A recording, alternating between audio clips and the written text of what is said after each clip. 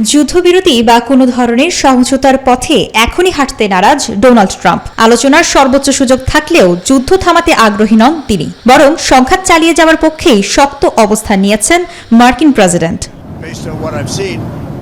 শনিবার এয়ারফোর্স ওয়ানে সাংবাদিকদের সঙ্গে আলাপকালে তিনি সাফ জানালেন, ইরানের বর্তমান নেতৃত্বকে পুরোপুরি নির্মূল করাই এখন তার মূল লক্ষ্য।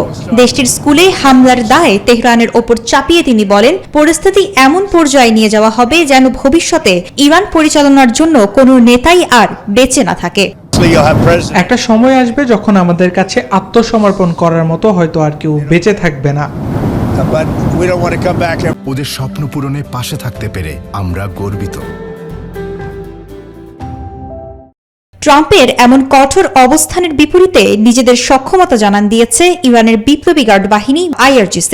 যুক্তরাষ্ট্র ও ইসরায়েলের বিরুদ্ধে বর্তমান তীব্রতায় অন্তত আরও 6 মাস টানা যুদ্ধ চালিয়ে যাওয়ার ঘোষণা দিয়েছে তারা।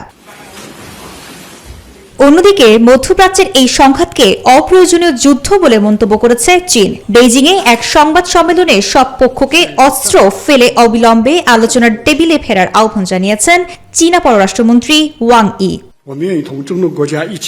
Desk report, news 24।